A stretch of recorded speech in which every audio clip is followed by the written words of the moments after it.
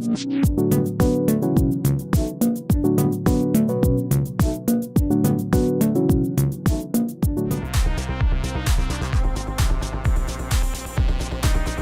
going, folks?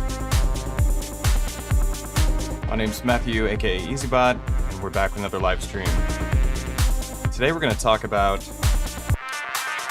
how I use the Octatrack and why it's an essential piece of kit in my setup. As you can hear right now, it's doing a lot. Creating buildups, giving me space during a mix, remixing my live audio for me, doing a nice, large, spacey build, and controlling the transport of all my other devices.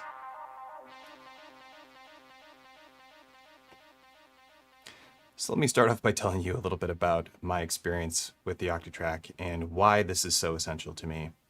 I've been using the Octatrack daily. I mean, literally daily. I play on it every single day.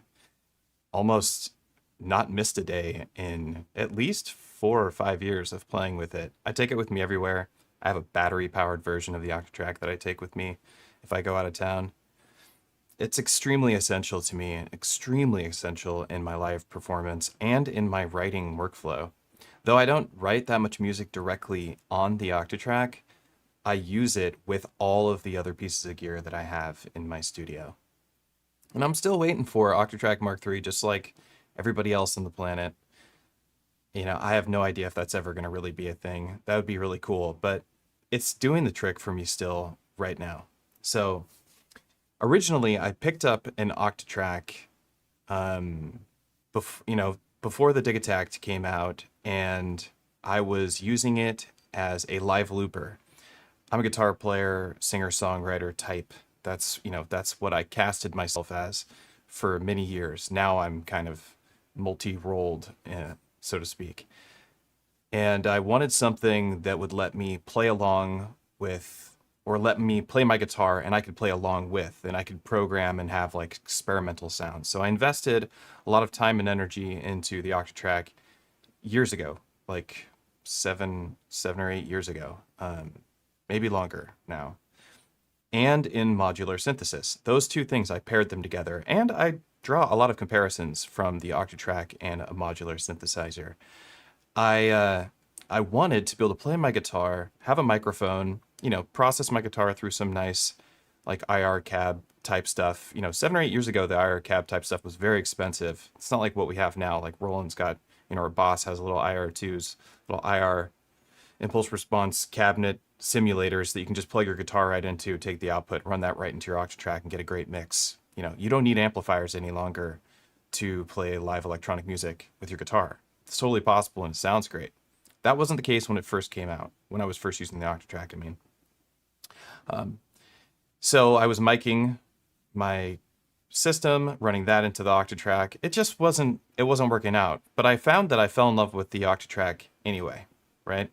I discovered that it was kind of this do everything device. And it was the master of several of its departments. So like a lot of Swiss Army knife type devices, they are like the master of none, but great at many things, but the master of none, right? The Octatrack, that's not the case. The Octatrack is the master of several different departments, and it has been the master for a long time. There are devices out now that compete with it and can beat it in some aspects, but it's still the master of several departments. It was the best stereo sampler out there to date for a very long time. I'd say the Dig Attack 2 and maybe an MPC. Of course, your computer can kind of compete in that realm now, right? And let's exclude the computer.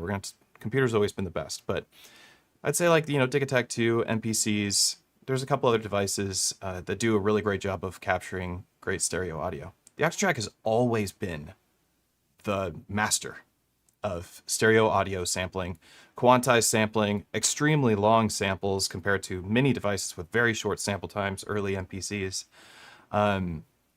Dig Attack, short sample time, 33 seconds originally in Tic Tac 1. Could play back long samples, but very short sample time. We have a much longer sample time in Tic Tac 2 now at this point. But so the Octatrack was the master of that. It had live looping, like overdub looping with pickup machines, really powerful. That's actually what drew me into the Octatrack was its pickup machines. I was like, oh, I'll plug my guitar into that. You can line up pickup machines in serial on your Octatrack. And you can put a pickup machine here and another one here and another one here. And this one will loop twice as long as the first one. You can set that all up and they'll sync up with each other. That was pretty unique for any device, but the Octatrack had that. That was something that I was drawn to that. I was like, this is going to be perfect for me. I'm replacing my bandmates that are no longer participating in music with me. They're off doing their own thing, moved on, have kids, lives, that kind of stuff. I still want to play. So Octatrack to the rescue. Like I said, I ended up falling in love with the Octatrack and its actual workflow and what it can bring to the table. This is a device that you can pair with anything in your studio, and you can pair it with any other musicians. This is something you could actually take to a band practice and feel pretty useful because it can sample, in real time and play back in real time. It can overdub loop. It does have all these different effects.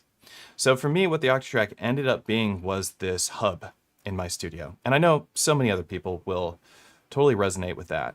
The Octatrack being a hub. You kind of have to pick one. You either pick your computer or you pick the next best thing to your computer. And if it's something you just don't want to use, or if there's a reason why you don't want to use the computer, you're looking for a very capable hardware device with multiple inputs. And that is something that the Octatrack offers. Is multiple inputs. So this is one of the reasons why I love this device and how it's become a big part of my workflow. In a modular system, I can build whatever I want, right? I could build my own perfect groove box, and I've set off to accomplish that mission so many times, which I have, succeeded and failed at so many times. I don't really know if the tally adds up to me being net positive and succeeding at using my modular system the way that I've succeeded at using my Octatrack. But I have succeeded at using my Octatrack very much so, in my opinion, for writing and playing live music.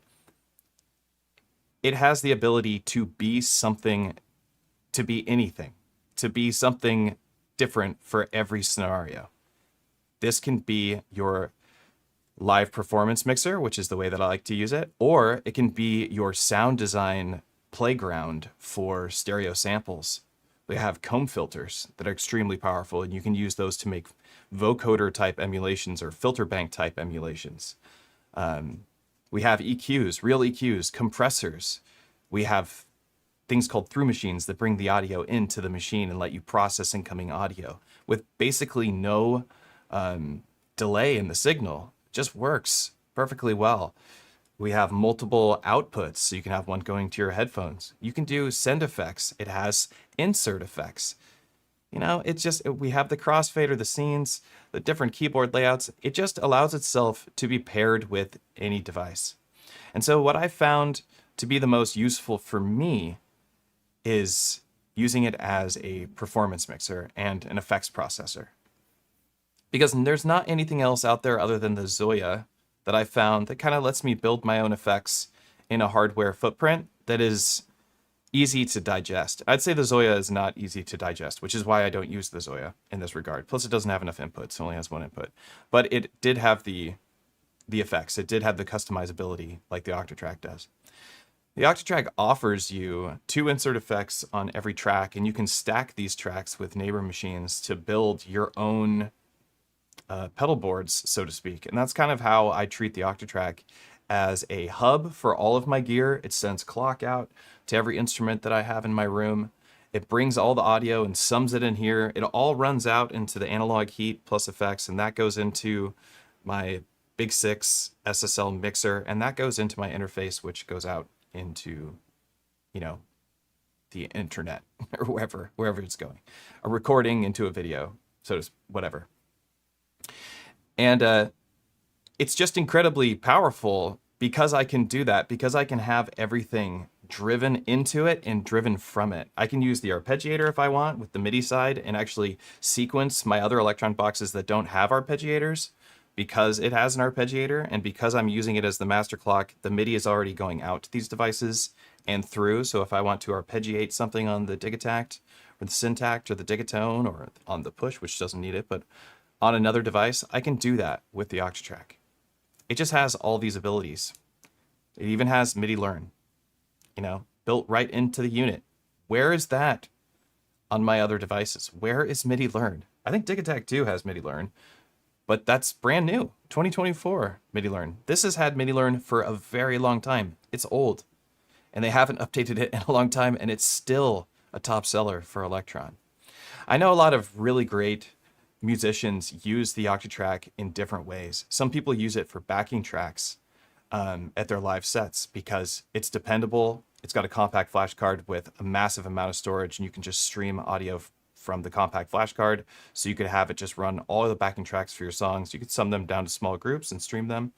And that's extremely powerful in itself. Some folks will use it as a sound design kind of playground where they'll chop up samples and then write all the music right on the device and use the 8 tracks as a way to put walls around their music, like an OP1, right? We only have 4 tracks to work with on the OP1, and so you make the music that you make there. You have to be clever. The same idea is here with the Octatrack and old like MPCs where you had to resample and bounce audio down to another stem and then move forward from that, chop and resample. You can do that on the Octatrack. You can even paste you can copy and paste on here, and you can copy and paste overdub. So you can actually paste right on top of another sample in the audio editor if you're using a flex track. There's just so much you can do. It just has enough capabilities removed from it to not make it overwhelming for me. And a lot of people feel very overwhelmed by this machine, and that's just because it has its own kind of esoteric language that it communicates with. And it's different from a lot of other Elektron boxes, say the Mono Machine or Machine Drum, which is a little bit more similar in how the workflow is. But once you get familiar with it and you understand how it communicates in the language that it's using, it just becomes so powerful and so useful in every scenario. I always compare it, or the analogy for it is that it's like a VCA and a modular system. It's like you can use it for so many different tools. You can use it to build effects. VCAs can build effects. You can use it to bring the volume up, bring the volume down as an amplifier. VCAs can be used as mixers. The Octatrack can be used as a mixer. Like that's what I think of this as. I really think of it as like a little modular system. I think it would be really great paired with like a Cascadia or something. This and a Cascadia, this do drums, that do everything else. Beautiful little micro system. So what I've ended up doing, and what I kind of wanted to show off today during this stream while I'm talking about how the Octatrack is like the ultimate tool for me, is I want to show off this new template that I designed.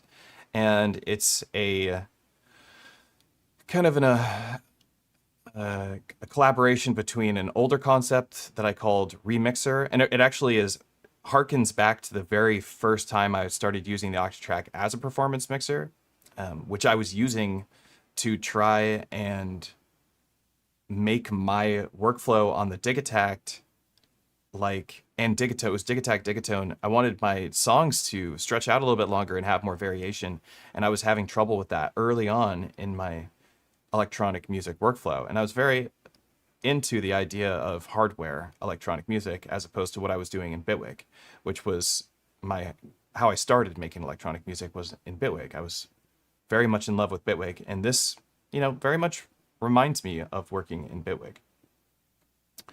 So when I was first designing templates for the Octatrack or trying to figure out what to do with my Octatrack, what I ended up doing with it was using it for playing back longer samples, but I was using it to sum my audio. I just needed a mixer for live shows, and I was like, some people were bringing analog heats, and some people just had DJ mixers, and some people just had like Yamaha MG 10s and stuff like that, or Behringer mixers, and they would just high pass, or just remove some of the lows as a high pass, or if they were using an analog heat, they would use the filter on that to sweep it so that they made some space for people's ears, essentially, just giving people a little bit of anticipation by removing some of the frequencies. High-pass filters are really powerful for that. So I was like, okay, well, I can do that with the Octatrack. So I made a scene that's a high-pass filter on a through machine. And suddenly I was like, oh, okay, well, there's a lot more I could do with this. I was like, why don't I make a high-pass scene that also has a synced delay behind it? All right, let's try that out, and that sounded like this.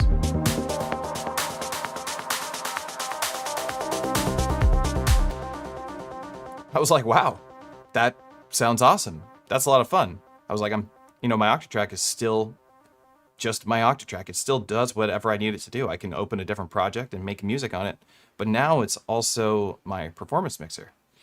And it was just a simple scene like that that really got me thrown into how this is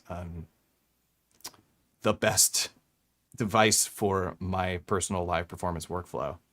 Just being able to do a high-pass filter and adding another effect behind it, a reverb, a delay, something like that. And that was all it took. From there, I started thinking, well, how can I stretch this further? How about looping? So then I started thinking about how can I loop on here? And in this template, this is a REmixer template. It can grab loops and I can auto chop the loops instantly. Check this out.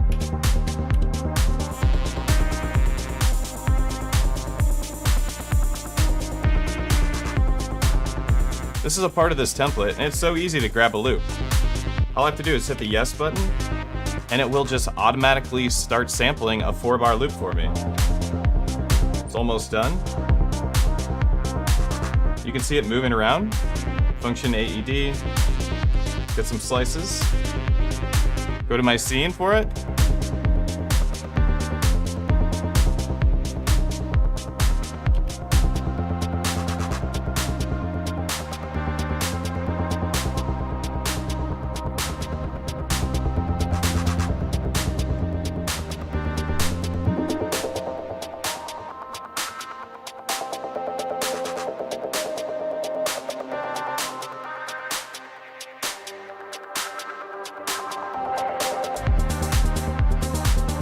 It's stuff like that that just was so powerful to me that I couldn't do with any other device, and I still don't think I can do with any other device, save for maybe like an ER301 with some really advanced patching and a lot of money sunk into your system.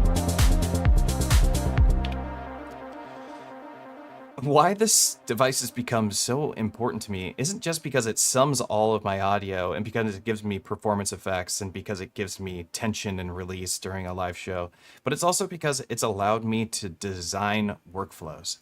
I love that. I love designing my workflow. I don't know. I mean, maybe other people resonate with this. One of my favorite parts about live hardware electronic music, one of my favorite parts about hardware electronic music, and on the computer as well, actually, this is the same with the computer and making music in like Bitwig or Ableton, is that you get to design how you make music. It's not just about making music, it's about how you make the music. What are the rules that you set for yourself that kind of like help narrow down the sound that you want to get, or how to make a certain kind of track? Do you want to use some sort of experimental generative platform to help you with that? Are these trigger conditions really important to you? Stuff like that. I love thinking about that stuff. Learning new sequencer types is really fun, like getting familiar with Euclidean sequencing. Is that going to be helpful in your songwriting? It might be. And now we have that in a lot of Elektron devices too. But I mean, I love that whole aspect of designing the workflow. And that's exactly what the Octatrack lets you do. The Octatrack empowers you to design your own workflow. No other device out there lets you design your own workflow that I'm aware of, other than your modular system. Maybe you can come kind of close to it on an MPC or something, but for the most part, you're still just working on the MPC. You're doing the MPC DAW in a box, and that's what it does, and it's great. It's great at what it does. And I'm drawing comparisons to it because it's another device that does stereo sampling and has a lot of advanced tools like stem separation. Stuff the Octatrack will never have, and which I also don't need, but I would love. I would love stem separation. But you get to design a workflow on the Octatrack. You get to design a workflow on the MPC or on a Deluge in your modular system in Bitwig. That whole aspect of it is so much fun, but not that many of the devices really give you the tools that the Octatrack gives you. The Octatrack gives you insert effects and freeze delays and different vantage points for your keyboard layout. So function down, we get all these different keyboard layouts. Like here's the slices. You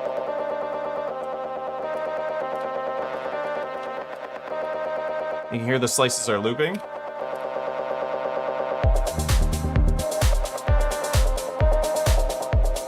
I mean, I just love that I can build any sort of setup. I've built a granular synthesizer in the Octatrack, which you can get on my Patreon. I've built like 10 or 12 performance templates with like, I don't know, coming up to about 200 different performance effects now. All unique effects, and there's still lots more to design. I just need to sit down and think about them. I've used it as my sequencer for my outboard gear. I've used it as my sequencer for my modular system. In fact, some of my favorite my favorite modular shows that I've done, and some of my favorites that I've attended that other people are playing, have an Octatrack that their modular system is running into their Octatrack, and the Octatrack is their live sampler. But it's really just giving them a easy way to do some simple effects using the fader, which sometimes you need to calibrate. And if you haven't done that, you should try calibrating your crossfader. It does help. But just pairing it with it so that they have a MIDI clock going out to their modular system, and maybe giving them some samples that would be harder to do in a modular system. This is always the best thing, in my opinion, to pair with a modular system. It's not too big either. Very robust. Metal chassis. I mean, it continues to be the coolest machine that I've used. Just the most useful. I've been pairing it with my Dirty Wave M8 a lot now. I have my second Octatrack sits over with my M8. I'm designing a new chic template for my Octatrack. And because of the workflows that I can build on the Octatrack, I can make MIDI templates that can kind of be transposed onto other MIDI devices. Because the effects in these templates, they'll stay in the same spots because they're like pedal boards. And I love that idea. So I can make a template for the EC4, I can make a template for the Chic controller, and they'll easily translate because it's just going to be the same CC messages. They're going to do the same things no matter what MIDI device that I'm using. So I desperately want to see an Octatrack Mark III, but I really don't see it coming anytime soon. And I'm just going to keep doing what I'm doing on the Octatrack. I'm going to keep making new versions of templates for my live performances. I'm going to keep pushing the limit with it. Maybe trying to do 2 Octatracks. That's something I've been considering quite a bit, having 2 Octatracks in my shows. Maybe just all samplers. Maybe it's 2 Octatracks, 2 Digitakt 2s. Probably be amazing. I could give each Digitakt 2 its own Octatrack. That would be absolutely insane. And totally usable. But that's the kind of headspace that I've gotten to with the Octatrack. I just find it to be the most useful piece of gear that I own. In this current template that I have, I've used parts in a way that is unique to these performance templates. And I remember like coming to this conclusion, this idea that if I kept a lot of the machines the same on these audio buses and I separated my 2 different concepts of musical concepts, my drum concept and my melodic concept, which would be synthesizers and guitars and vocals, and then drums on another bus, I could write effects that control them both separately, but do it at the same time. So I could treat them differently. I don't want to have a resonant low-pass filter on my big synth sounds because it might get too boomy, too bassy. But it wouldn't sound that bad on my drums because they're so percussive and because there's not that much happening, because there's so much silent intervals in between different hits in the drums that a resonant low pass does work well in that situation. And by using that idea, I was able to come up with these 4 different parts that are essentially 4 different slots of 16 effects. And I kept some of the effects in the exact same spots to keep things easy for me so I'd always know where to go. And that's been the idea. Utilizing different effects in different scenarios, but keeping them in the same slots so that I don't get lost. Scene 16 for me has always been my remix track. Like, I love that I can build these scenes out. I can write out, I can make these cool magnetic overlays that remind me where these effects are, you know? I mean, that's so unique to this machine. Because it's metal, I can use magnetic overlays. Not every machine is metal, you know, or has a spot for it. So each one of these parts represents 16 different effects. And when I came to that conclusion that I could actually use parts as a way to compartmentalize different groups of effects with like a different concept around them, like Build has got lots of choruses, Crush has lots of bit reduction and distortion, and Party is like utilizing beat repeats to the highest degree compared to the other parts, and Space is using lots of reverbs and delays. And I was like, oh, I can have these, the effects can be similar on all 4 parts, but I can have like a different idea behind them all. But those, you know, they're still kind of the same effects to some degree. Filters, delays, reverbs. Let's throw a chorus and a bit reduction. Let's throw a stereoizer and bring the depth up so that it turns into like kind of a comb filter sound, but really wide.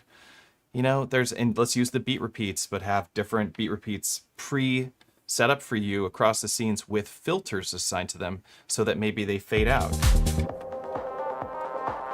Like this.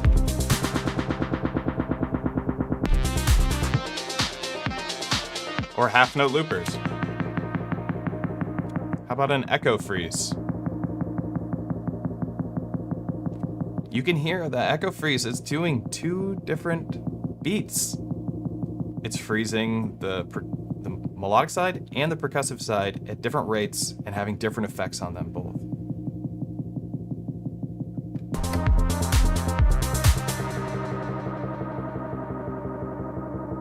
I mean, it sounds awesome. Surprisingly great.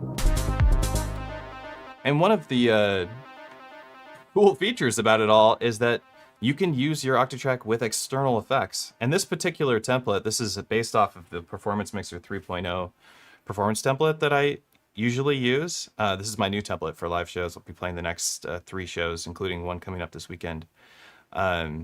Is able to use insert effects now. So I stopped using the Q-Bus for looping, and the Q-Bus is free. So if I want to grab like a Dark World from Chase Bliss or some sort of Strymon reverb pedal, I can do that, and I can use that as one of my effects if I want. Like, I'd pair it with a high-pass filter. Like, you can take these loops. Like, I can loop both these. Let's go to a high-pass filter here. I could do this, and then also I could have that run out to an external reverb if I wanted.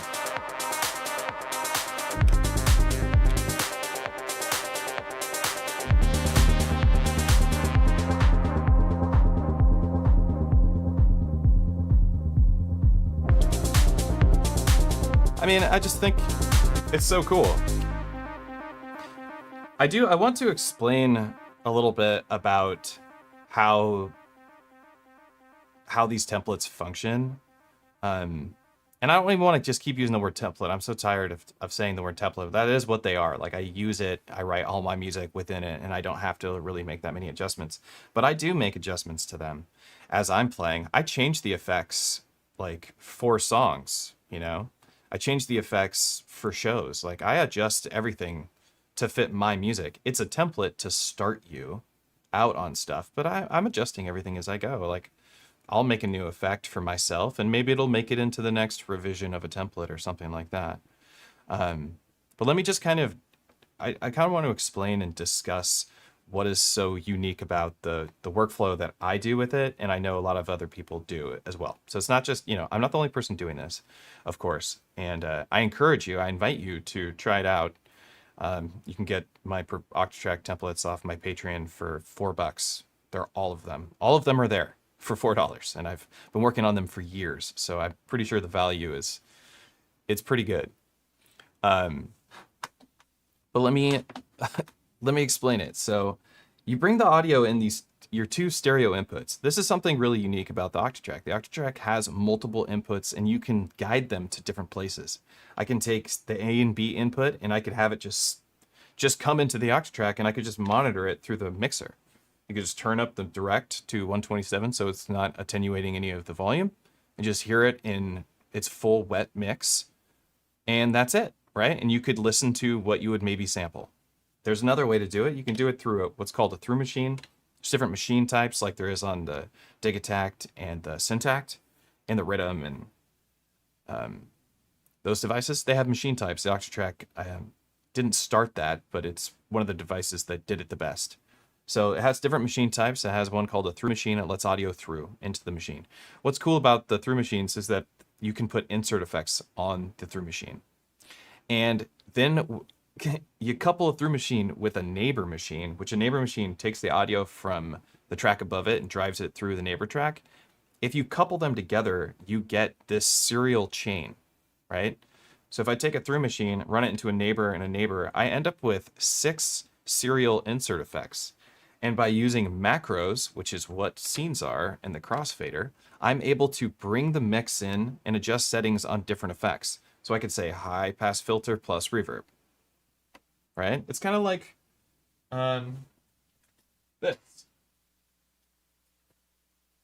this little guy.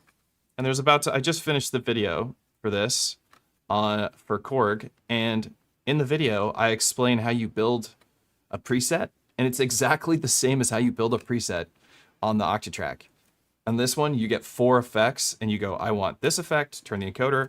I want this effect, turn the, and then I want these effects. I want them in serial. I want them in parallel. I want serial parallel. You can do stuff like that. And then you use this instead of a crossfader. It's the same idea. Anything that gives you these options to build your own effects is going to be really cool. It's going to make your music unique and give you the upper hand at sounding different. Kind of like a modular system, except for the modular system requires you to have deep pockets.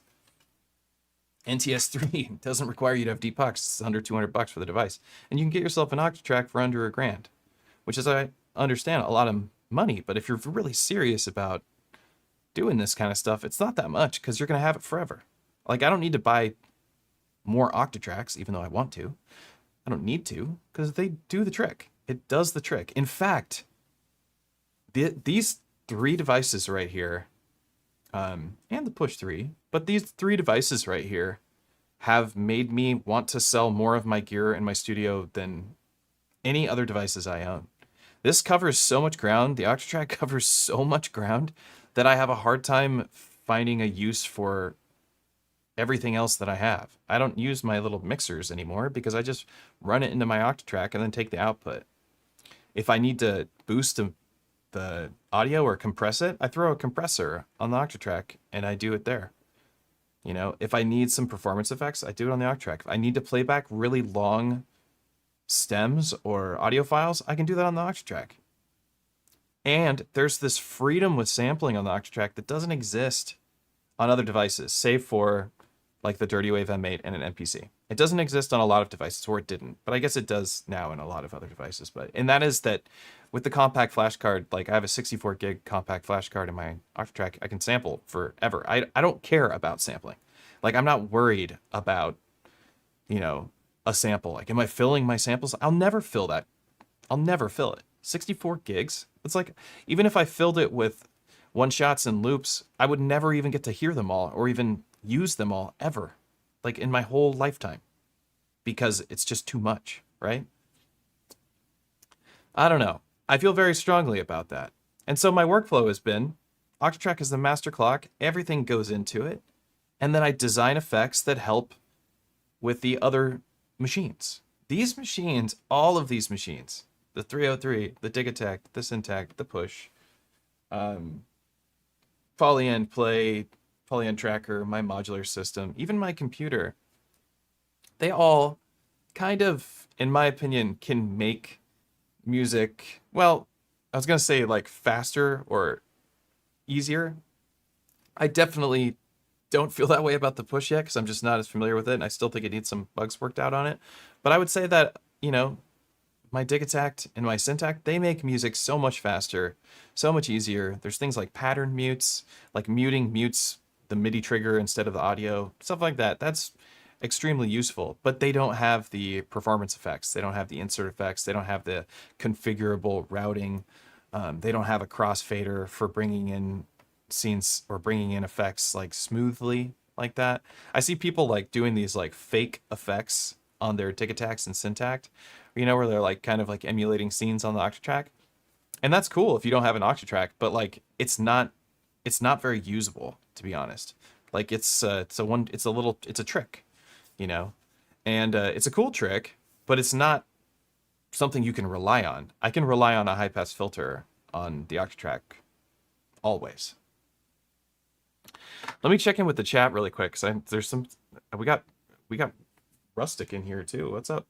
What's going on? Send Control, how are you? I see Octatrack, I click.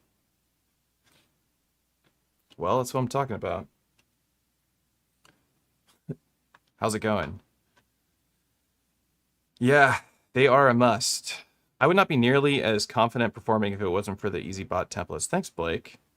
But I'm still not very confident. I don't believe that. I believe you do a great job. I've seen you play a bunch of times. An Octatrack Mark III would be having to build pyramids of Giza all over again. It's true. So the guy who originally developed the Octatrack passed away in a car accident like a long time, 11 years ago, I think. And Daniel Troberg, who was kind of like considered the Octafather in the Elektron realm, left the company to join ASM. And so he's not on the Elektron team. And the other person that I always associated with the Octatrack and like taking it to its limits was Cenk, or Dataline, who also left Elektron, is now doing their own thing. I'm not sure what Cenk is doing. Maybe working with Ableton or something? I don't know. So like the big heads behind the development of the product originally, or like that were really the forefront on it, or being in the forefront for the device, they're not around at the company any longer. So who knows when or if we'll get anything like it. I don't imagine it'll be similar to this device. It'll be something different when it comes out. If it comes out. At some point, would you be willing to talk more about performing with the M8 and the Octatrack? I could talk about that right now. So the thing with performing with the M8 and the Octatrack, I do want to say, and this is another reason why the M8 or the Octatrack, well, the M8 too, but why the Octatrack is so essential in my workflow is because it can be paired with something like the M8 very well. The M8 does have a really great DJ filter in it. The M8's DJ filter is actually quite phenomenal.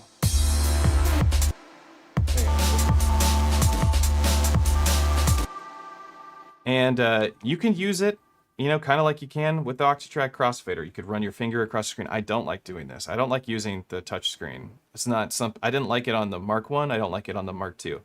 I would much rather use the Octatrack's DJ filter. So, you don't need to sync a DJ filter to the clock. That doesn't matter. So that part doesn't matter. But you can, and what I would do using this and how I use, and I'm going to be playing a show this Saturday with the M8, the Octatrack, 303, this bass compressor, Tic-Tac 2, and the Syntact, all of them running into the Octatrack. This will be running into, I want to run it into my Syntact, but currently, as far as I can tell with the setup that I have right now, I'll be running it into the Tic-Tac, which will eventually make its way into the Octatrack and will be processed by the AB side of effects.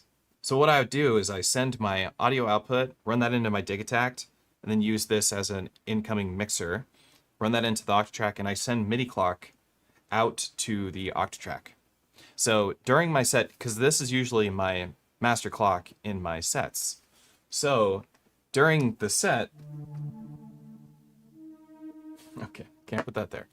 During the set, I'm gonna have to switch my clocking over to the M8. And that's something that I haven't practiced yet. It's not something that's going to be a huge deal. I know all it will require is me going into my function MIDI and switching these boxes from send to receive. And I'll be good to go. But yeah, I mean, I'm nervous about that idea of it. But essentially, what you would do is you just send MIDI clock over to your Octatrack, and then you do whatever you want with your Octatrack. If you want your Octatrack to be like a macro controller for your Dirty Wave M8, this is another reason why the Octatrack is so perfect for every kind of workflow, is because if you want to use it with your M8, you can send clock from your M8, 'cause it's easier to send clock to the Octatrack than it is to have the clock be sent to the M8, because of the workflow on the M8 is so much different than the workflow on the Octatrack.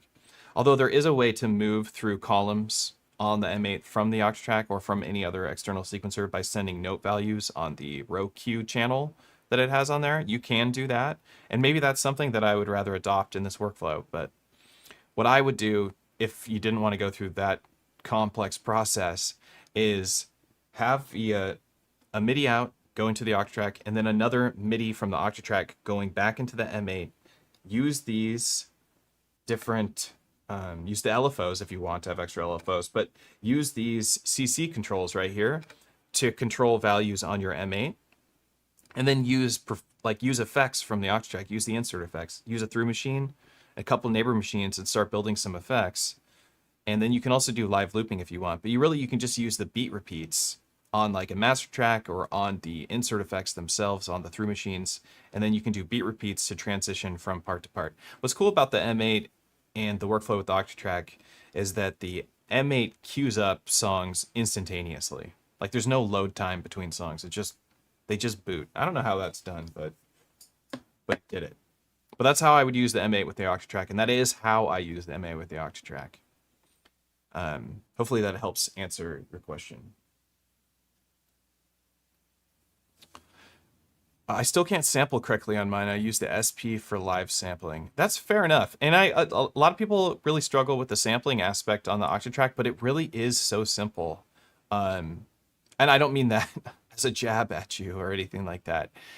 Once you grasp it well, it just becomes very easy to understand. It is a weirder thing to sample with it. It doesn't have threshold sampling like the Dig Attack does. You can get the effects that I make on the Octatrack from patreon.com/EZBOT. I have a little goofy little ad I can show you really quick. So this is the new template that I'm working with. Hello. Right now, REmixer 3.0, which is available on patreon.com/EZBOT. It's not on, you can't buy it or anything. It's in a Patreon exclusive at the moment. This is a sample pack that I made. But if you want to grab it, you can get it from Patreon. Which you'll find a link to that in the description here on YouTube. Any tips on where to get started acquainted with the OT Mark II for newbies? So I do private lessons if you're interested in that. It costs money. For newbies, I usually recommend that people check out Cuckoo. His videos are very long, but they are very user-friendly. They're very new user-friendly. They're very simple, and he covers pretty much every facet of the device, like in its most general sense. It doesn't go into like the deep details where we're talking about like where is unity gain. That's more like the stuff that I like to cover on my channel. But if you want to get just brand new, check out Cuckoo. He's really helpful. Some other company needs to move in on the market. Yeah, I agree. I saw one EZBOT video on the Octatrack, and 5 Elektron boxes later, I'm obsessed. That's what I'm talking about. Tell that to Elektron. Maybe they'll send me a couple bucks. Probably not, though. Yeah, can't say user-friendly without thinking about user-friendly. I highly recommend User-Friendly's Patreon, by the way. If you're interested and if you like user-friendly, check out User-Friendly's Patreon. It's got some really cool stuff on there. All right, let me get back into my workflow with the Octatrack. I've approached using the Octatrack in so many different ways. Like I said, at the beginning, it was my guitar live looper. I had a couple tracks dedicated for drums. I was like kick, snare, hat, open hat. Then it was like guitar looper, guitar looper, guitar looper, master track where I put a beat repeat and some high pass filters, which at the time when I'm playing guitar was impossible to use. There's some cool guitar pedals that you can use in conjunction with the Octatrack. I do recommend one by Morningstar, which has 5 buttons on it that are configurable to notes. look up Morningstar MIDI pedal, and it'll be really helpful if you're interested in doing guitar looping on the Octatrack. This can do guitar looping really well. You know, it's not going to compete with a Boss RC505, but you're going to have the Boss RC505 and an Octatrack. If you already own an Octatrack, just get the guitar pedal, and then you can use your Octatrack like you would a Boss 505, and then build your own effects. I do a bunch of like weird stuff, you know, load long samples in there. But yeah, that was my original idea with the device. And now I use it for everything. I have so many projects in here. Like, it's out of control. I'm moving very quickly through them, but there's so many projects, so many different template ideas that I've come up with, or different just workflows for making music faster on the device. I know maybe indirectly or directly inspired John Makes Beats to make a template for their Octatrack, and that was a really cool idea on there too, for just getting stems out of your machine really quickly, you know, having these templates pre-made for that. I don't do as much work on the actual Octatrack for a reason. Like, in terms of like doing my music production, like something like John Makes Beats does on their Octatrack, and I prefer to do it on the Digitact, and there's a whole bunch of reasons for that for my workflow, but a lot of it has to do with how it handles patterns. The Octatrack doesn't handle patterns very well. The Octatrack encapsulates patterns in parts and banks. So banks and patterns, they're kind of like, they are like this one unit, a part and a bank and a pattern. They're all this thing that works together. And it's really powerful if you use it the way that I use it as a performance mixer. But if you use it for writing music, just writing music, you come across these walls that you kind of wish weren't there, considering it has all these other features. And so I found myself really enjoying the Elektron sequencer and everything the Elektron has to offer in these smaller units, and then just adding the units together to build my own custom performance box. So for me, like, they're all kind of the same machine. Do you get what I'm saying? Like, once you have the MIDI clock going from one, if one of them is the master of the other boxes, I tell this to go, they all go. I say, go to this pattern. They all go to this pattern. You can do a little remix of this part really quick.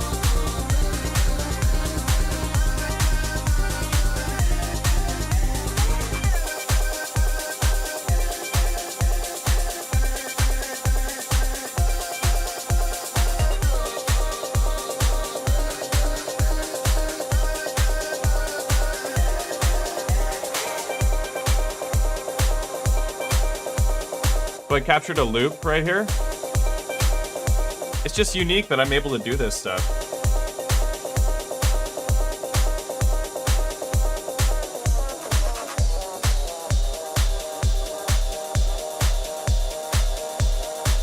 Quick little remix of my track.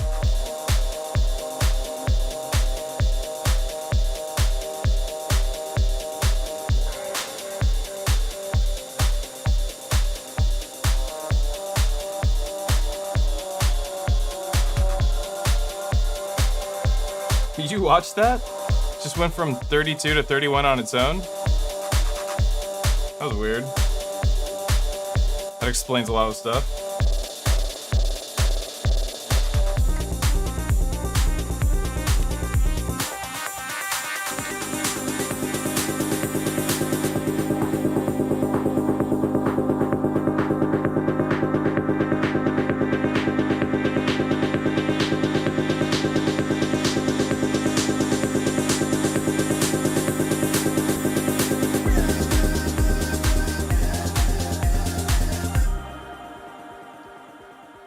So all of these units, they're just one big happy family for me.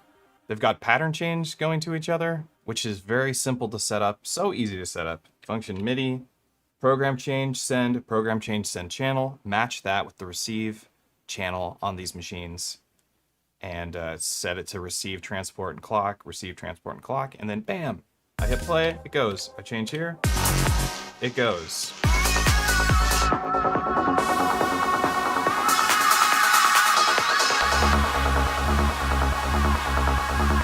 build stuff like this.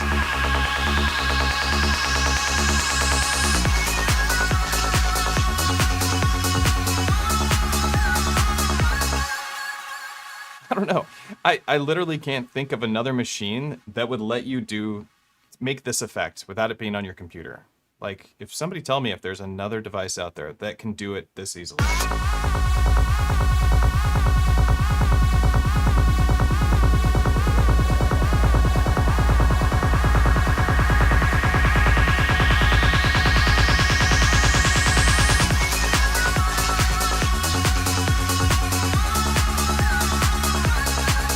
Like this, I gotta do this in a live show. I know, all I gotta do is go like that.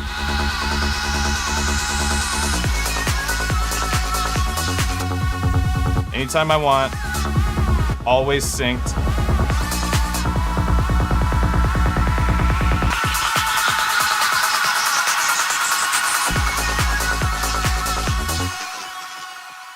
No other device I can think of can do that. It just doesn't exist. And I've made this comparison to, you know, the RMX 1000 because it has some really great sounding effects and it can do some similar stuff, but it does it on a master level, as in stereo input, and that's it. No separation of the different elements, which is why these effects sound good, and in my opinion, sound more useful than a lot of other live performance effects because I can separate them. The only other thing I can think of is like a nice DJ mixer that has insert effects that somebody has added to their system, which is enormous. It's a huge thing to do. Multiple pedals, DJ mixer, very expensive, more expensive than an Octatrack. And then it's not going to do what we just did with a single movement synced to the clock. You're going to have to be doing a lot of this. You know what I mean? I just do this. I've made a macro, and the macro works, and it's synced to MIDI. And then I've used a track here, which is a sample track. So I have samples playing in the template that I've pre-made, time stretched, or have time stretch turned on, which is another reason why the Octatrack is so sick, is because it has time stretch on your samples at all times. Like, you can just have time stretch turned on, which is something that the Digitac doesn't do, which is something that I wish it did, because you have to use a machine as a time stretch machine, as opposed to like turn on time stretch. Like, why can't I just turn on time stretch? You can't do that.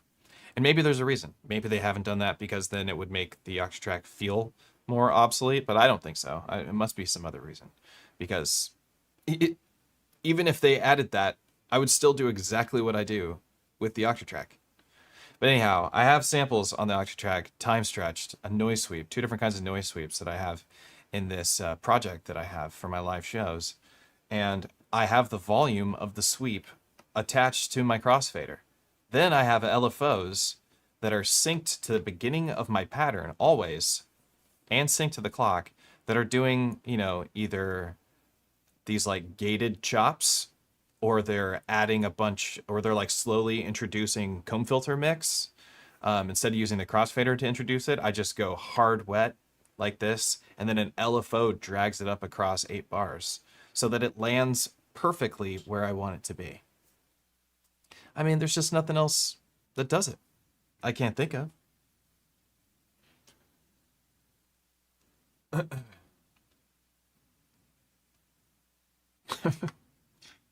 Is it possible to create a riser effect on the DT2? It is possible to create a riser effect on the DT2, but it's not going to work the way you want to. Okay, so here's another thing to talk about here. So someone asked me during the last stream, it was such a good question, and I should like make a whole video about it, like a nicely edited video to explain it. But they were like, if you didn't have the Octatrack, could you still play the shows that you play? Because really, I'm playing shows with just a Digitact and a Syntact. Like, if we would take this out of the equation, it's doing performance effects, and that's it. That's what it's doing. It's summing the audio, doing performance effects, it's doing clock and stuff. But I don't need clock. I can do clock here, and I can route the audio into each other, and I could even come up with ways to do some performance effects. I could run my Digitact into my Syntact and go through have the audio in go into the effects track, and then use the effects track as a high pass, low pass filter, and even add reverb and delay in the effects track. I could just have that even assigned to a MIDI controller where I just turn it up and it works just like this.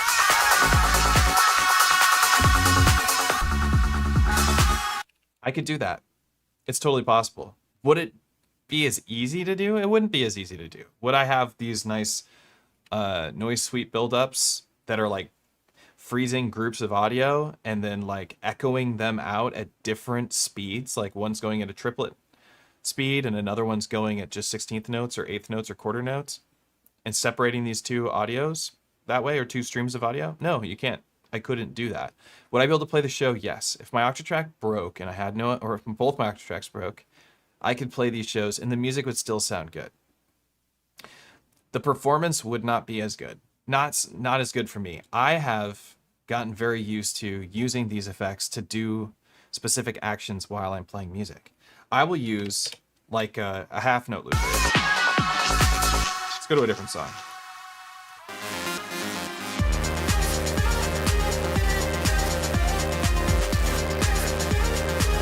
I'll use like a half note looper to bring elements in.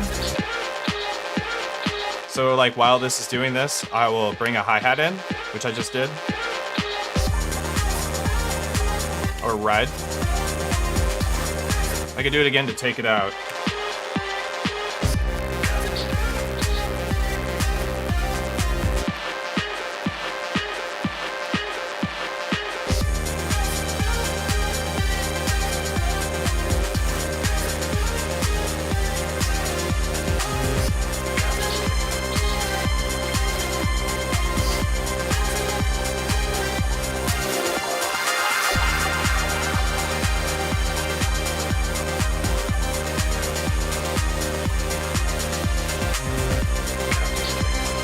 And this is the kind of stuff that I end up doing with it. This like just helps me navigate through a show. I couldn't do this without these boxes. I couldn't grab a little chunk of audio and loop it like this. I mean, how would I do that? Set the delay to its max value and change the delay time. It's just such a messy way of doing stuff. It won't work, and it steals your only delay from your syntax to do effects like that, like to cheat the effects in that way. So this is just way more usable.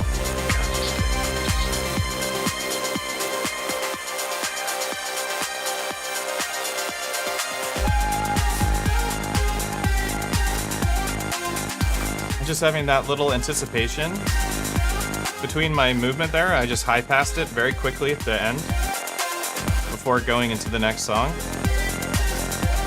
I would have to have my effects scene set up on my syntax to do that, or another external device, but I can just use my Octatrack.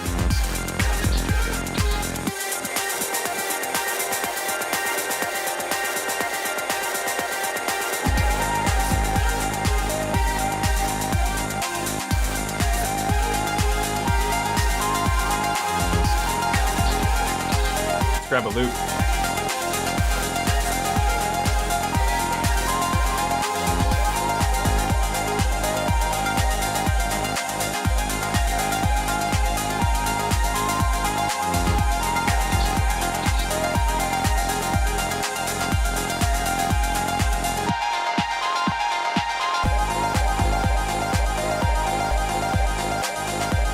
Now I'm in this like little remix track that I've made.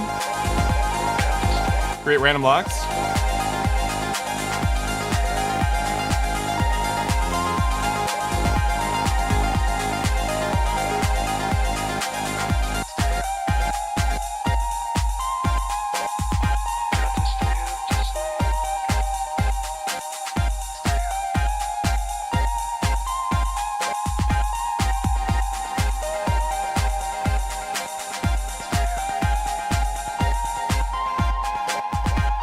Making my own little breakdown.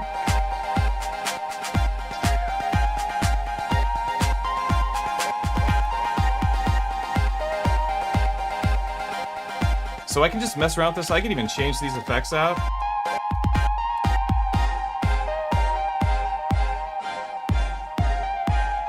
Because I can do whatever I want, because all I have to do is hold function and hit Q, and I can go back to where everything worked.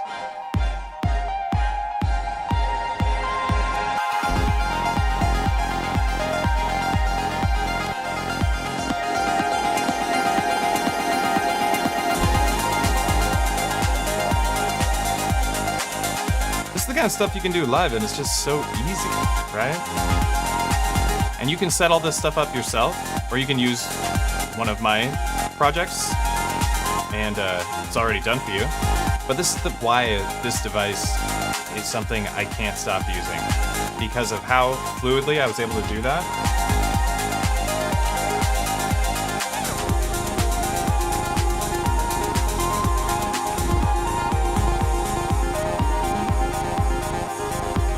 Still in the same pattern.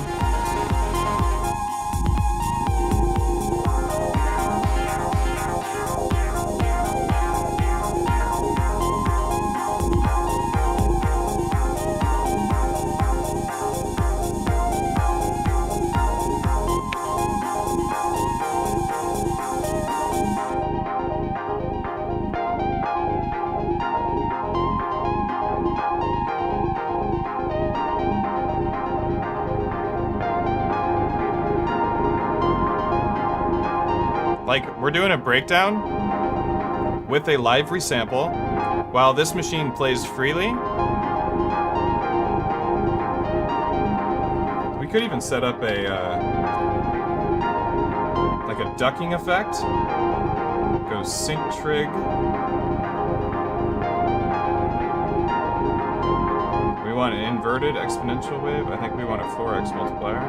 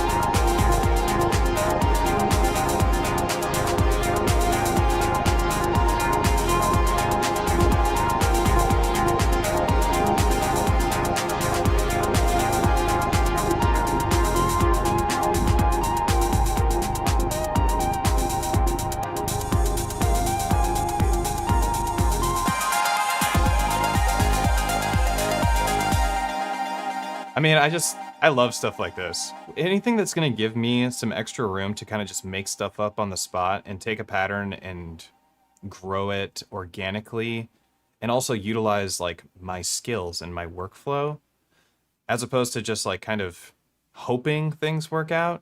Like, I love that I can sit here and I can tweak and have fun using the Elektron workflow, and that's kind of what the Octatrack has done for me. Like, I know Elektron, and I know what will happen if I adjust the amplifier and if I adjust the LFO, and what to do with the filters on all the devices, because they all function in the same way.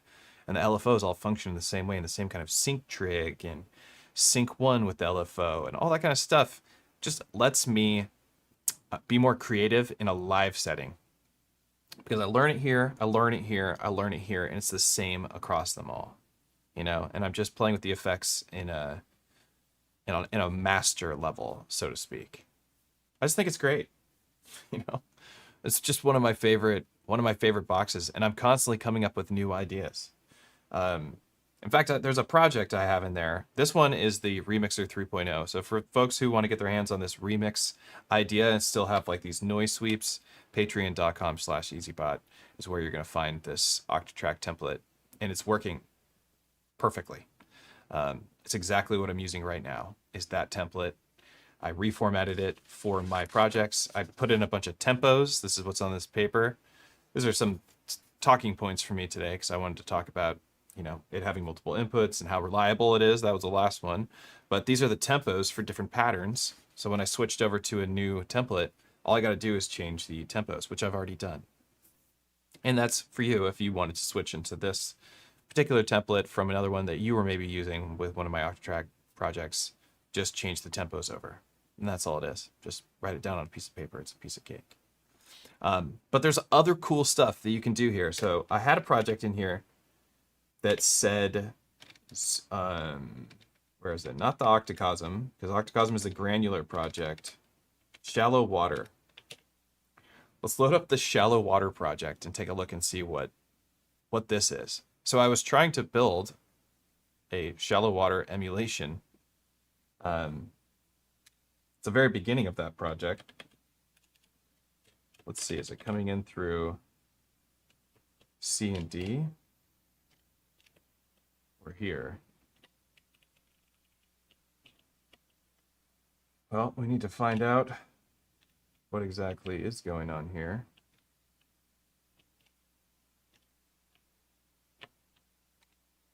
Going into this neighbor track.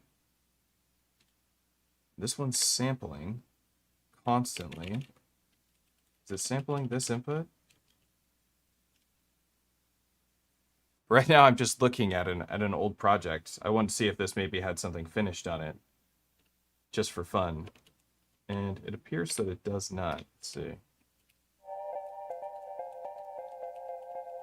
Did you know that you can assign this to the crossfader? You see that? You can assign the monitoring to your crossfader. So you can actually dry wet mix the actual mixer input. Oh, here it is. This is the shallow water project.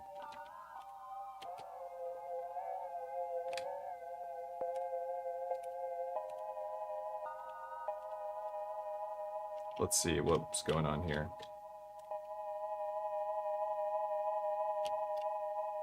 This needs to be like a really short loop segment. Let's see, like 3 steps or something. Set it to record track 2.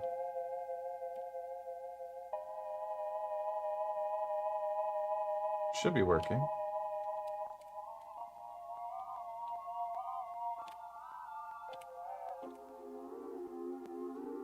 So it kind of resembles the shallow water.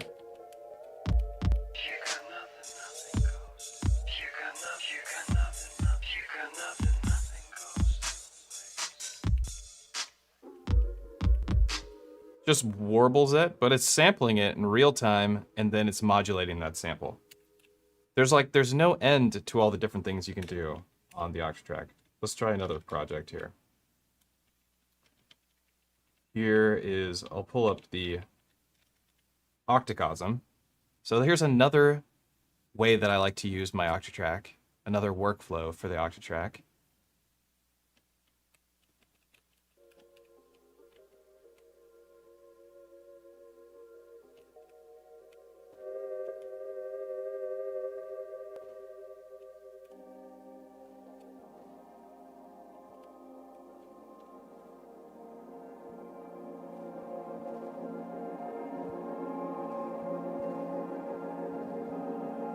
This is the dry sound right here.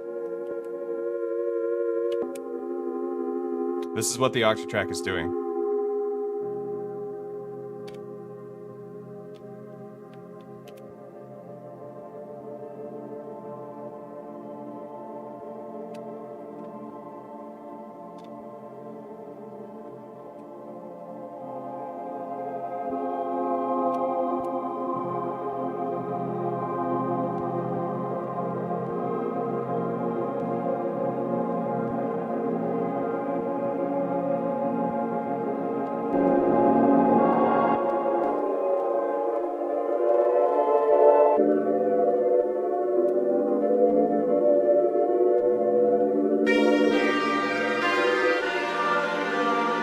These are my custom effects.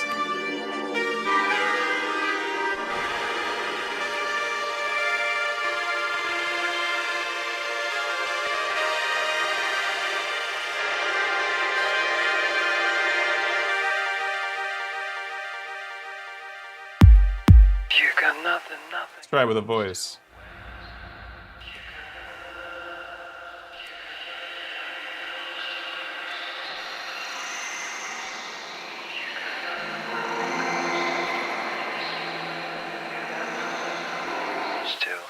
Nothing goes to where you can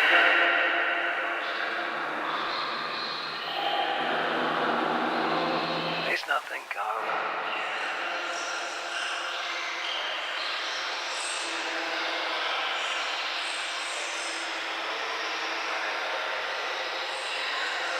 nothing goes to. You got nothing, nothing goes to. You got nothing, nothing goes to waste. If you got nothing, nothing. You know, you can build your own shimmer reverb on the Octatrack. Let's see. Let's go to an empty project. Let's call this shimmer. I was just thinking, how can we best demonstrate something like this? Shimmer. Okay. Let's see if we can quickly build a shimmer reverb on the Octatrack. This might be a stretch. Maybe it takes me longer than I want it to. We'll see. So I'll bring my track level up to its max value. Change this to, oh my god, get out of here. Change this to a through machine. Put a playback trigger down. Inputs A, B, C, and D, plus 63. So we're at unity gain. Okay, cool. Play. I have audio running into my Octatrack, and now I can put 2 insert effects. That's how quickly you can get up and running on the Octatrack. I could like put a high pass filter in here in 2 seconds if I wanted. Let's check it out.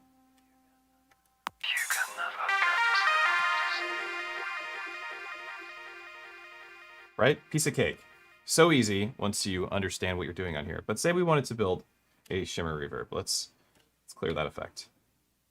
I want a to turn this into a dark reverb. Set it to send. Give it a little bit of pre-delay. And bring the time up. Let's go to like 100. We want a lot of high pass filter. Otherwise, I'll get really muddy. And let's diffuse it a little bit with a low pass filter. And then we'll assign it to a scene. We'll make it, you know, we'll go 100% wet.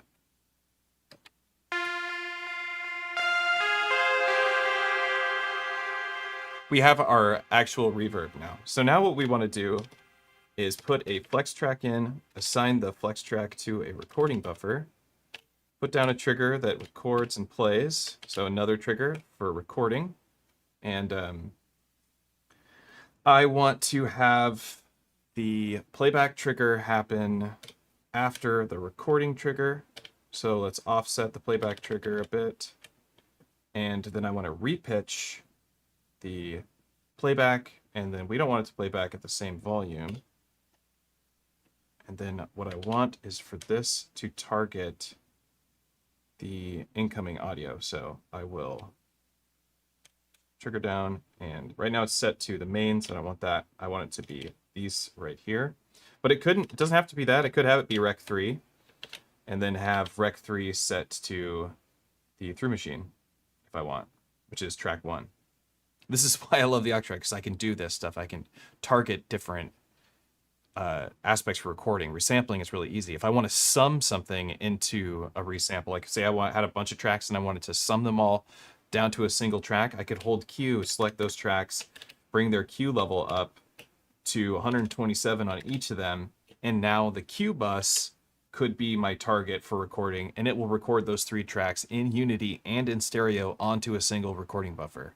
And that's how you can do summed recording very quickly. That is not something you can even do on the Digitact. On the Digitact, if you want to do that, you actually you mute the tracks so that whatever's going into the mains isn't associated with that. You can only target 1 track at a time. Here, I can target anything I want. I can just send it all to the Q bus and record the Q bus. That's very unique. All right, let's go back over here. We're going to target T1. So it's sampling. Listen to my shimmer. An octave up. Let's give it some high pass, maybe.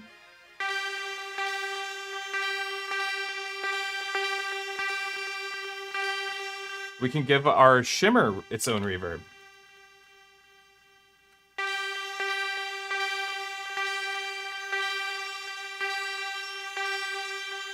And assign this to our scene.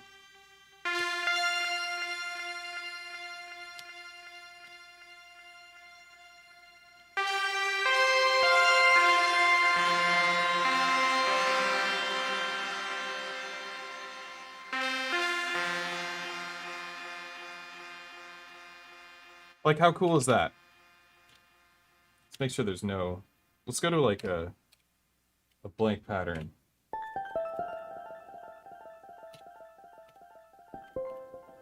Alright. There's no effects on this. This is the shimmer reverb we just built in 2 seconds.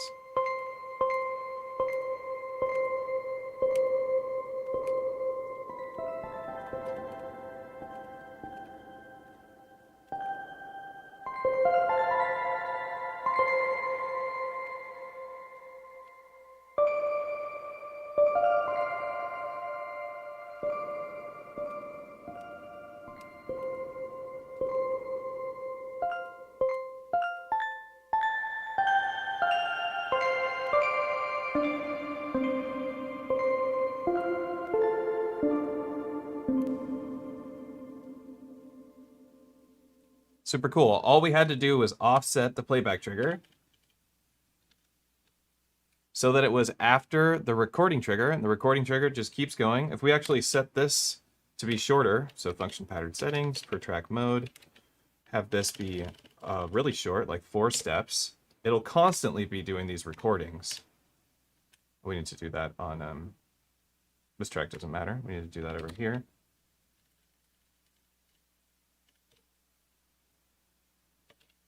So it'll constantly do these short recordings.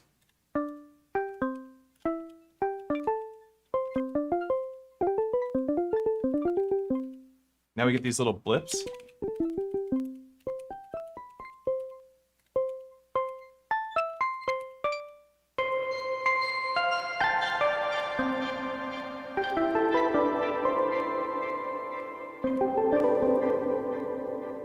Check this out. If we put a delay on this, let's change the amplitude time here. We got quite a bit of attack. Let's bring the hold down.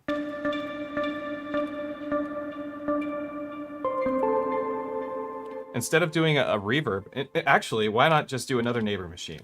Let's do a neighbor and throw a delay here. Let's make it a ping pong delay. And let's add that to the effect. Give it some feedback. Now we have a ping pong delay that only affects the octave up resample of our instrument.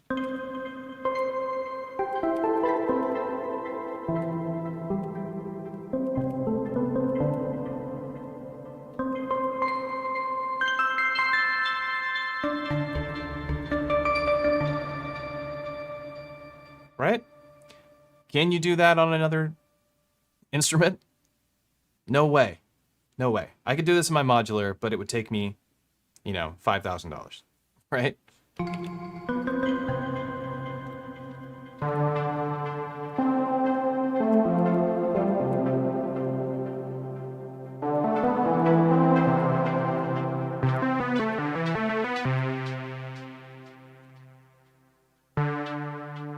We could even make it so that this track is quiet when the scene isn't active.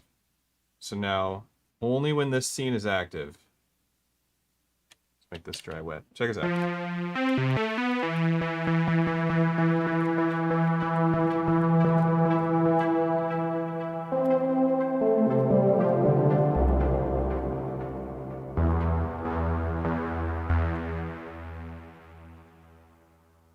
Wild, right? I know I did that really quickly because I just wanted to demonstrate how quickly you can do stuff like this once you've become really familiar with it. Also, you have to understand, you know, how to make effects. You know, what effects work well in serial and how to get that functioning in a way that's musical, and what effects are best used with sync and what effects don't need sync and stuff like that. But yeah, I mean, this is what I wanted to talk about. I wanted to talk about why this device is the centerpiece in my music studio, and so far there's nothing that can replace it. This is a video, a concept that I will continue to revisit until it's no longer a topic, until there's no reason to revisit it. But right now, I want to show off stuff that I think is really cool, and this is what I think is really cool. This is the stuff I like to show off, you know? It's so useful to me. It's solving so many problems for me in my music studio. I'm using 1-2 record mode because I want to be able to loop as long or as short as I want. Yeah, 1-2 is the music mode that I like to use as well. Feedback of the reverb, fuego. High five, Ifrichi, nice. How do you like push 3? I see you have 1 extra electrons. I think it's cool. I think it's cool. It's you know, it's getting there. It's getting there. Right now I'm using it with this quad auto shift device. Auto shift. Quad auto shift. I'm moving away from this microphone so you can Actually distinguish between the two. So yeah, I think it's cool. I like I like to push 3. You know, I desperately want a better CPU in my Octatrack. That's what I really want. It's just, I wish that they were like made it Daisy compatible and I could just build my own. I would just learn to code if I could, and I would code effects and put them into the Octatrack. That's something you can actually do on the NTS3 is you actually can code up your own effects. Sine Vibes, the people behind Sine Vibes make effects, and you can get them and put them on your NTS3 or NTS2 by Korg and use those. And I do recommend them. The NTS3 by default doesn't use MIDI. That's something you need to think about. You do have to move a little switch over when you're building the kit, and you will have to use a ground loop isolator after you do that because it's the MIDI section in the NTS3 is not grounded. So that's something to keep in mind. MIDI in these devices is grounded, so you don't have to worry about MIDI loop feedback, because that's a real thing. Your MIDI inputs have grounds on them. All these electrical data passages, they have grounds. You know, TRS cables have a grounding on them, but that device doesn't have ground for its MIDI section, so you'll get a ground loop. Whack, you can't code effects for the big chunk or chaos pad. I know, that is whack, isn't it? Honestly, that's probably, I think that was the biggest mistake they made on that device, because I think it's really cool. Like, I really love the Chaos replay, but I can't make my own effects on it. And I don't and you can on the NTS3, and the NTS3 is $150. So I don't know what's up with that. I don't think that'll ever come to it either. It's on a completely different platform. They should have just used the same platform, in my opinion. But I do still think it's really cool. The effects that they have on it are, you know, for the most part, are the effects I would use. But yeah, that part's kind of a bummer. What are you saying, Rustic? You have some rhythm presets. Where can I give them away? You can give them away in my Discord. Feel free to do that. It's a great place to give stuff away. People love that. You can find a link to that in the chat or the comment section. This dude is also a barbershop quartet. You heard that, huh? Yeah, kind of cool. Let's see, where are we at here? 123, nice.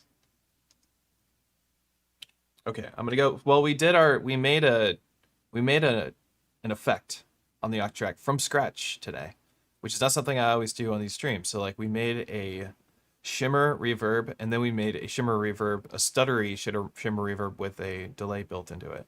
That's something you can do on here really quickly, very, very quickly. You just need to know some stuff about Unity gain, what machines to use, and some settings for the different machines, like how to do ping pong and how to set up the macros with the crossfader. But once you understand that stuff, you can build your own effects, right? Like I was doing with the shallow water and the octacosm. You also have to understand sampling, right? And track scaling to get the repeating, looping, auto recording, micro timing. Let me get back over to my template. What was I calling it?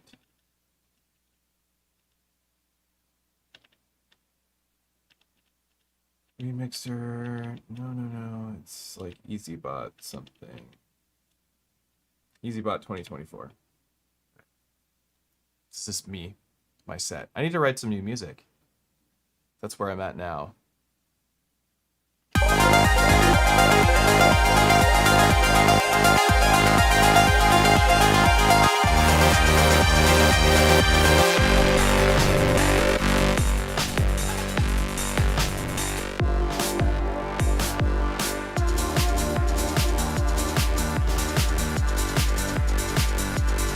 What I really like about this particular template, the REmixer 3.0 template, is how easy it is to just grab loops of audio.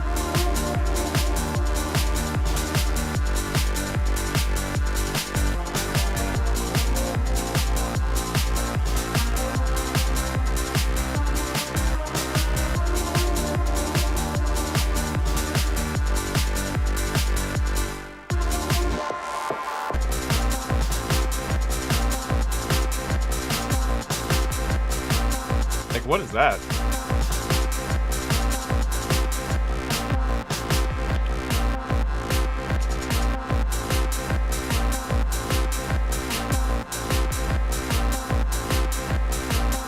That's a happy accident.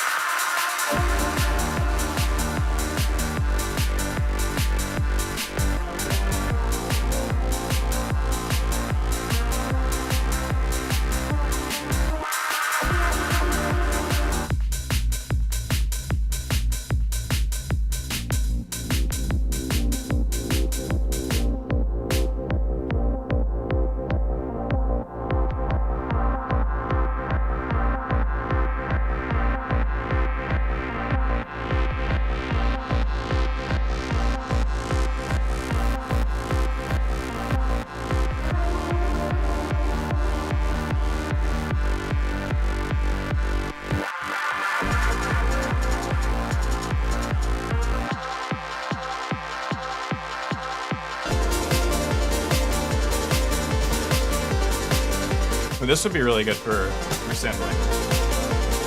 You can also just capture a moment of it like this.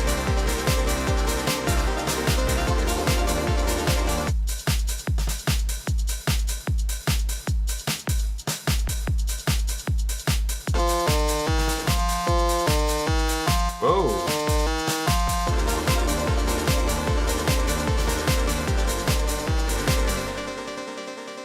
Oops, I grabbed too small of a slice.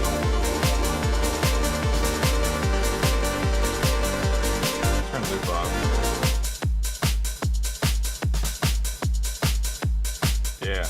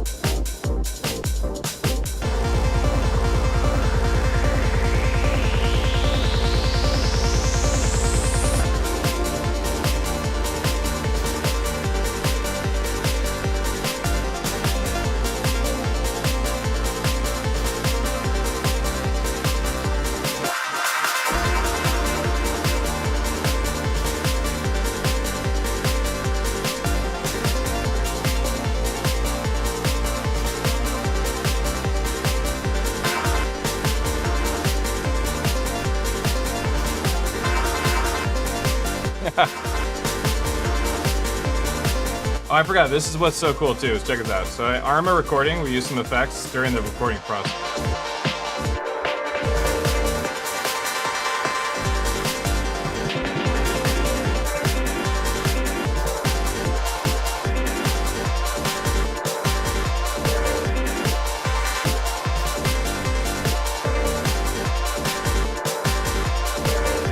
Like that's pretty cool.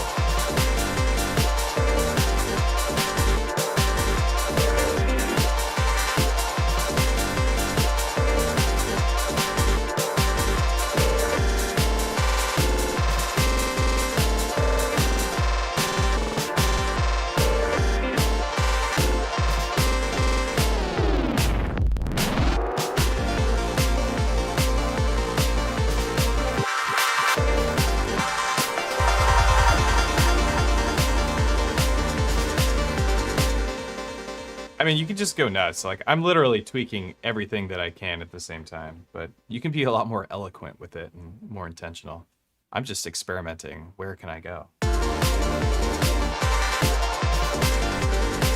Maybe something like that type of song, because it's all saved to your patterns. Maybe I don't want it to be on quarter notes. Maybe I want it to be eighth notes from my track that plays back the live loop, and maybe I want there to be 8 slices.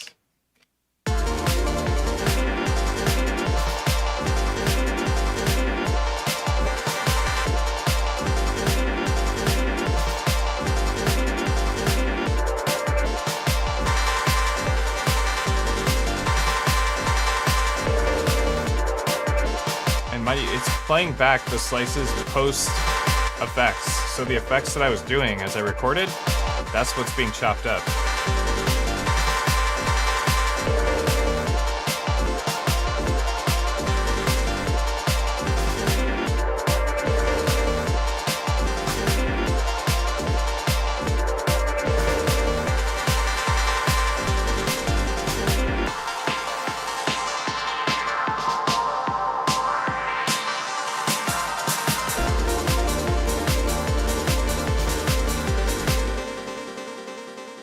So there's a lot of experimenting to be had, like how many triggers to use on your sequencer? How many auto slices? Do you want to randomize it? Or do you want to do something like this, where we take all the triggers away? So here's another aspect of the live remixing workflow. Go to the remix track and go to this slice menu.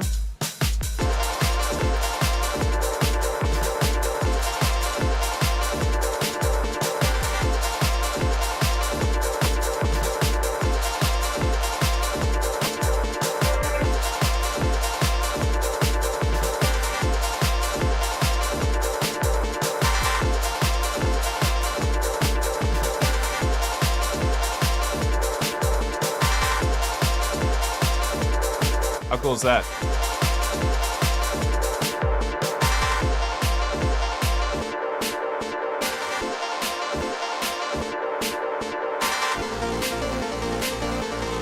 And you can fade out of it.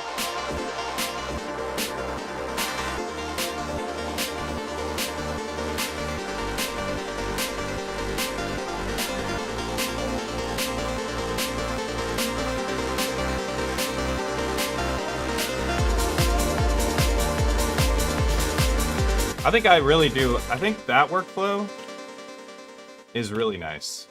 Like,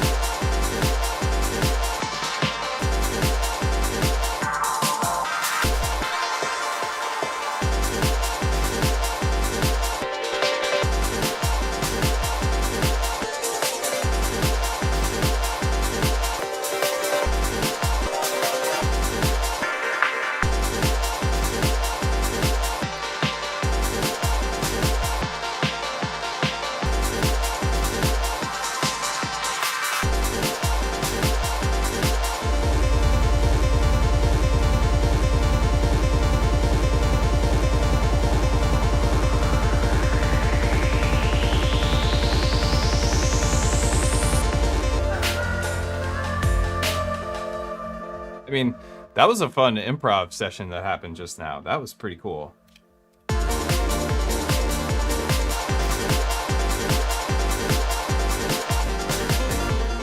You can do that anytime. It's a piece of cake. That's what the REmixer 3.0 template's about.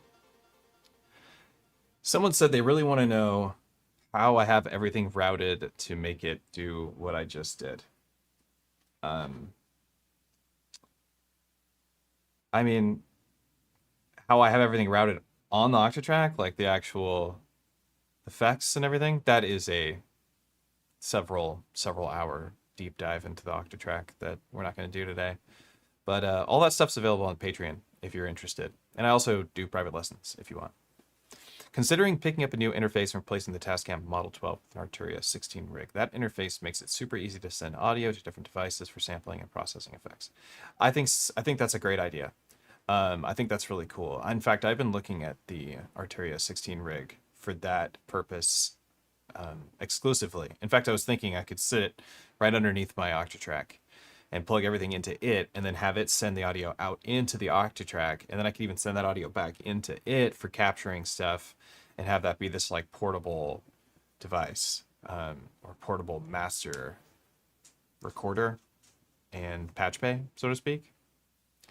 That's me mainly how you have your boxes linked up. I have them linked up. I have the Digitac 2 running into A and B inputs, Syntact running into C and D inputs, MIDI out from the Octatrack going into Digitac 2's MIDI in, the through from MIDI going into Syntax MIDI in, the through from that going into push 3. I have MIDI out going from this to the Roland 303 so that I can do some fun 303 stuff and use its sequencer as opposed to that. And then I have this little dealy running into a Kenton MIDI box because this is a USB only, taking the MIDI out from that, running it into a merger and running that into working not collaboration, but running into merged with the clock from the Octatrack into the Digitac, which goes here and then goes here. So this actually controls all three of these machines based on the MIDI channel that I program on here. Hopefully that answers your question.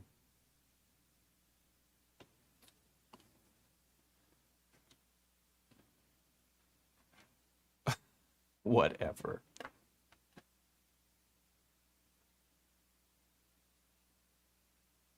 That missing kick. Check this out. We got shows coming up. Whoops. Not recording. Got some shows coming up this weekend. This Saturday, I'm playing at the Synth Library. We're kicking off the very first Portland Modbang event. Please come on down, support us. $10 or pay whatever you can to come in. I'm playing, Production Unit Zero's playing. They are awesome. Akurian's playing, also another awesome musician, and Anna Sitko's playing, another fantastic artist. You're in for a night of great music, live hardware, electronic music, no computers. That's the rules. No computers. Everyone's going to be using synthesizers and sequencers to play all their music. And also, the show here in Seattle is Tuesday at 7 p.m. at the 4Bs. We have Blake's playing with Hair Shield, Normal Corey, and Snowden. This is going to be a really great show as well. Come on down, support your local Seattle hardware electronic music groups. We love you. We love you deeply. This stream was going to be sponsored by DistroKid, but I totally forgot. So instead, we'll sponsor it by Modbang. This stream is now sponsored by Modbang. Go to Modbang. Go there. Buy stuff. Cool stuff. Hope everybody's having a really nice day. It's a beautiful summer day out. I've been having a great time writing music, working on the Octatrack, talking about my favorite music devices, which is what I really love to do on this channel. Just talk about my favorite stuff and have people ask some nice questions. And hopefully I'm able to answer them. I want to buy one of your OT templates, but I don't know which is the right one for me. Yes, I saw all the template videos, but I'm still confused. Is there any info about the different templates? There is a template overview that you can look at on Patreon and on Ko-fi that kind of explains some of the functionality differences. My recommendation to you would be to pick up the one that I'm using right now. the REmixer 3.0 template off Patreon. It's my favorite of them all because you get to just improvise.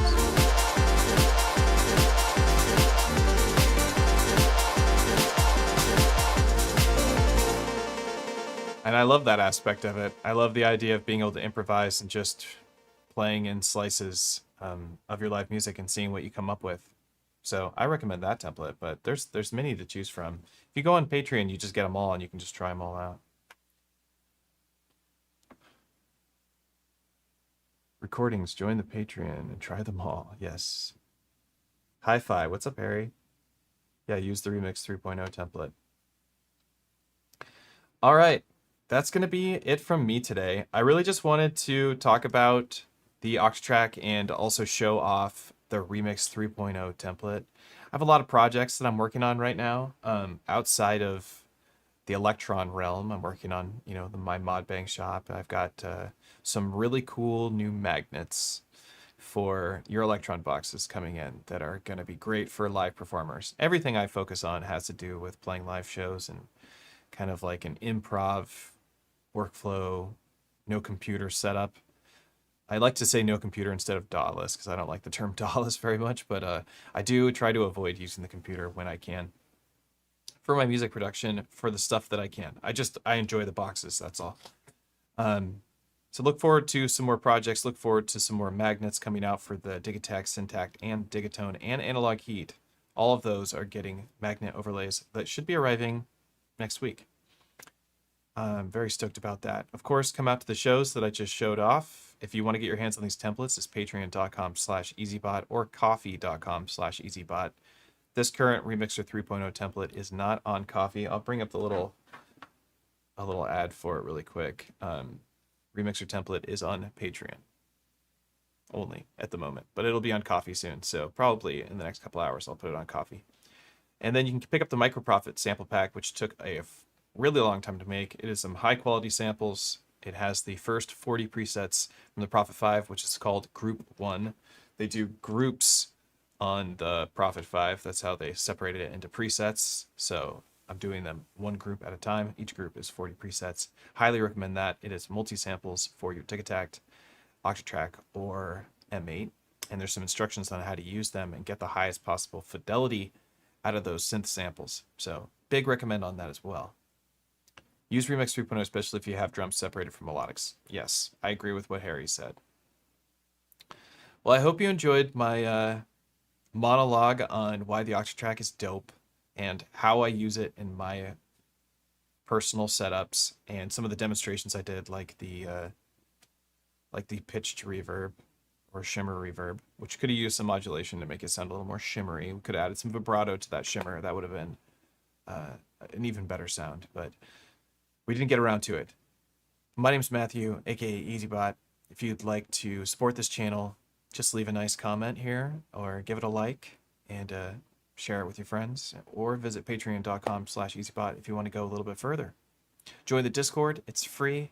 There's lots of us in there, a lot of experts. So if you have questions, it's a great place to ask questions, not just about the Octatrack, but just about music in general.